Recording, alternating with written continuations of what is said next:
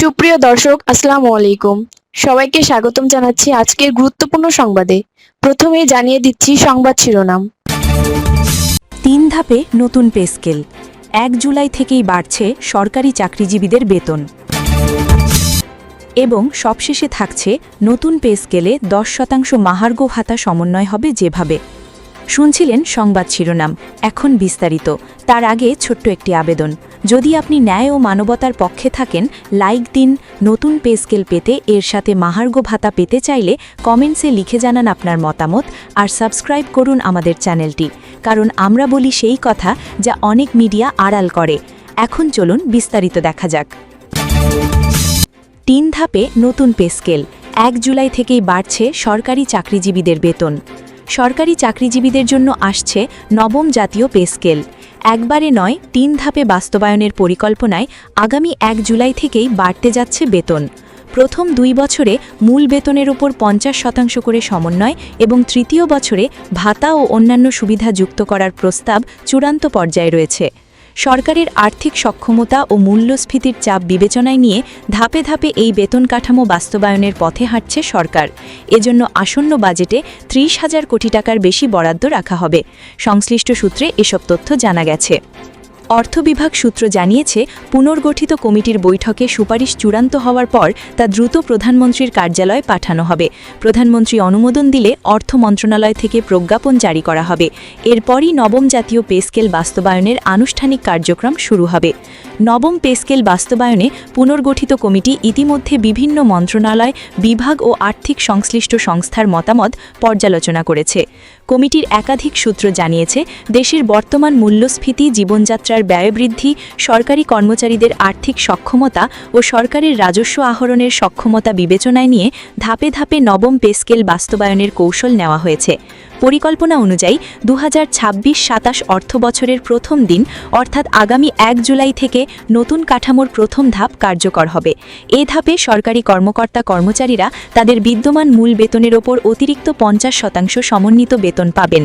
দ্বিতীয় ধাপে অর্থাৎ পরবর্তী অর্থবছরে আবারও মূল বেতনের ওপর সমপরিমাণ সমন্বয় যুক্ত হবে, তবে এই সময় পূর্বের ভাতা ও অন্যান্য সুবিধা আগের মতো বহাল থাকবে। ২ বছরের মধ্যে মূল বেতনের পূর্ণ সমন্বয় সম্পন্ন হবে, তবে বাড়ি ভাড়া, চিকিৎসা, যাতায়াত, বিশেষ প্রণোদনা, ঝুঁকি ভাতা ও অন্যান্য আর্থিক সুবিধা একযোগে কার্যকর করা হচ্ছে না। কমিটির সুপারিশ অনুযায়ী এসব ভাতা ও সুযোগ সুবিধা তৃতীয় বছর অর্থাৎ ২০২৮-২৯ অর্থবছরে পূর্ণাঙ্গভাবে কার্যকর করা হবে। অর্থ মন্ত্রণালয়ের একজন দায়িত্বশীল কর্মকর্তা যুগান্তরকে বলেন, একবারে সব সুবিধা চালু করলে সরকারের ওপর বড় ধরনের আর্থিক চাপ তৈরি হতে পারে, তাই রাজস্ব পরিস্থিতি ও বাজেট সক্ষমতা বিবেচনায় নিয়ে ধাপে ধাপে বাস্তবায়নের পথ বেছে নেওয়া হয়েছে। জানা গেছে, নবম পে স্কেলের আওতায় শুধু প্রশাসন ক্যাডার নয়, শিক্ষক, পুলিশ, স্বাস্থ্যকর্মী, মাঠ প্রশাসন, বিচার বিভাগীয় কর্মচারী সহ সব সরকারি কর্মকর্তা কর্মচারী অন্তর্ভুক্ত থাকবেন। পাশাপাশি স্বায়ত্তশাসিত ও অর্ধ স্বায়ত্তশাসিত প্রতিষ্ঠানের কর্মীদের ক্ষেত্রেও সমন্বিত নির্দেশনা থাকতে পারে, যদিও এ বিষয়ে চূড়ান্ত সিদ্ধান্ত সুপারিশ অনুমোদনের পর জানা যাবে। কমিটির দায়িত্বশীল এক কর্মকর্তা জানান, নতুন পে স্কেলে নিম্ন ও মধ্যম স্তরের কর্মচারীদের বেতন বৃদ্ধির হার তুলনামূলক বেশি রাখার বিষয়ে আলোচনা হয়েছে, কারণ মূল্যস্ফীতির চাপ সবচেয়ে বেশি পড়ছে নিম্ন আয়ের কর্মচারীদের ওপর। একই সঙ্গে বিভিন্ন গ্রেডের মধ্যে বিদ্যমান বৈষম্য কিছুটা কমিয়ে আনারও সুপারিশ থাকতে পারে। সাবেক সচিব জাকির আহমেদ খানের নেতৃত্বাধীন পেনশনভোগীদের পেনশনের হারও শতভাগের বেশি বৃদ্ধির সুপারিশ করেছিল। এতে বলা হয়েছে, মাসে ২০,০০০ টাকার কম পান এমন পেনশনভোগীদের পেনশন ১০০% মতো বৃদ্ধি হতে পারে, তবে যারা মাসে ২০ থেকে ৪০,০০০ টাকা পেনশন পান তাদের পেনশন ৭৫% পর্যন্ত বৃদ্ধির সুপারিশ করা হয়েছে। আর যারা মাসে ৪০,০০০ টাকার বেশি পেনশন পান তাদের পেনশন বাড়তে পারে ৫৫% পর্যন্ত। আগামী অর্থবছরে তাদের জন্য কতটুকু দেওয়া যায় তা চূড়ান্ত করার কাজ চলছে।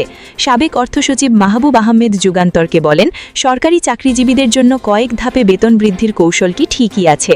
গত কয়েক বছর যেভাবে দেশে মূল্যস্ফীতি হয়েছে সেভাবে তাদের ইনক্রিমেন্ট হয়নি, ফলে নিত্যপণ্য কিনতে তাদের বেশি অর্থ খরচ করতে হয়েছে। আবার অভ্যন্তরীণ ও বৈশ্বিক পরিস্থিতি বিবেচনায় নিলে অর্থনীতিতে চাপ ও চ্যালেঞ্জ আছে। এই অবস্থায় একবারে বেতন ভাতা বৃদ্ধি করার মতো সামর্থ্য সরকারের নেই।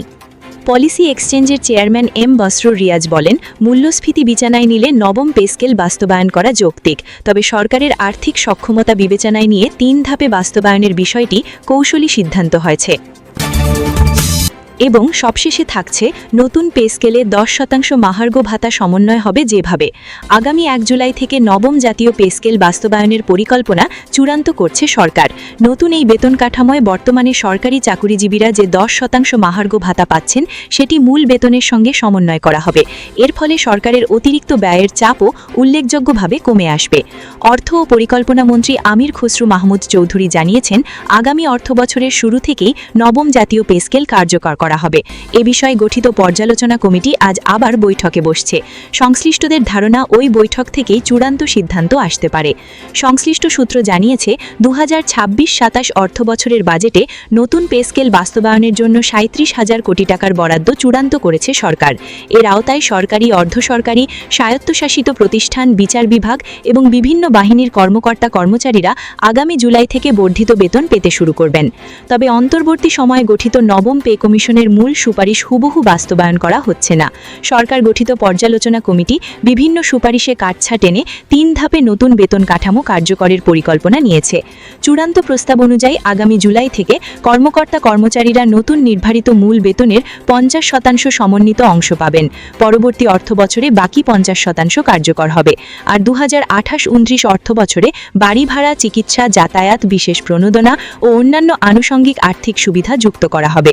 পে কমিশন সূত্র জানিয়েছে, পূর্ণাঙ্গ সুপারিশ একবারে বাস্তবায়ন করতে গেলে সরকারের অতিরিক্ত 43,000 কোটি টাকার প্রয়োজন হতো। তবে বর্তমানে দেওয়া 10% মহার্ঘ ভাতাকে নতুন বেতন কাঠামোর সঙ্গে সমন্বয় করায় অতিরিক্ত ব্যয়ের চাপ কমে 43,000 কোটি টাকায় নেমে এসেছে। এই হিসাব ধরেই বাজেটে প্রয়োজনীয় বরাদ্দ রাখা হচ্ছে। এদিকে সাবেক সচিব জাকির আহমেদ খানের কমিশনের প্রতিবেদনে বিভিন্ন ভাতা ও সুযোগ সুবিধা বড় পরিসরে বাড়ানোর সুপারিশ করা ছিল। তবে সচিব কমিটি অনেক ক্ষেত্রেই তা সীমিত করেছে। বিশেষ করে উচ্চ পদস্থ কর্মকর্তাদের জন্য মালি, বাবুর্চি, গাড়ি সুবিধা ও অতিরিক্ত ভাতা বড় আকারে বাড়ানোর প্রস্তাব রাখা হয়নি। অধিকাংশ ক্ষেত্রে বিদ্যমান ভাতা কাঠামো বহাল রাখার পক্ষে মত দেওয়া হয়েছে। জানা গেছে, জাকির খান কমিশন শুরুতে এই মহাপরিকল্পনা বাস্তবায়নে প্রায় 1,06,000 কোটি টাকার প্রয়োজনীয়তার কথা বলেছিল। পরে সংশোধিত প্রতিবেদনে বিভিন্ন কাটছাঁটের মাধ্যমে ব্যয় কমিয়ে প্রায় 90,000 কোটি টাকায় নামানো হয়। সর্বশেষ সংশোধিত প্রস্তাবে সরকারি চাকুরিজীবীদের সর্বনিম্ন মূল বেতন 8,250 টাকা থেকে বাড়িয়ে 20,000 টাকা এবং সর্বোচ্চ মূল বেতন 78,000 টাকা থেকে বাড়িয়ে 1,60,000 টাকা করার সুপারিশ করা হয়েছে। এর ফলে নিম্ন স্তরের কর্মচারীদের বেতন সর্বোচ্চ 142% বেশি এবং উচ্চ স্তরের কর্মকর্তাদের বেতন প্রায় 105% পর্যন্ত বাড়তে পারে। এছাড়া বৈশাখী ভাতা বর্তমানের 20% থেকে বাড়িয়ে 50% করার প্রস্তাব রয়েছে। মাসিক টিফিন ভাতা 200 টাকা থেকে বাড়িয়ে 1,000 টাকা করা এবং প্রতিবন্ধী সন্তান থাকা কর্মচারীদের জন্য বিশেষ মাসিক ভাতা চালু করার সুপারিশও করা হয়েছে। একই সঙ্গে পেনশনভোগীদের জন্য 55 থেকে 100% পর্যন্ত পেনশন বৃদ্ধির প্রস্তাব রাখা হয়েছে। দীর্ঘ 11 বছর পর নতুন পে স্কেল চালুর উদ্যোগের মাধ্যমে প্রায় 14 লাখ সরকারি চাকরিজীবী এবং 9 লাখ পেনশনভোগী বড় ধরনের আর্থিক সুবিধা পেতে যাচ্ছেন বলে সংশ্লিষ্টরা জানিয়েছেন।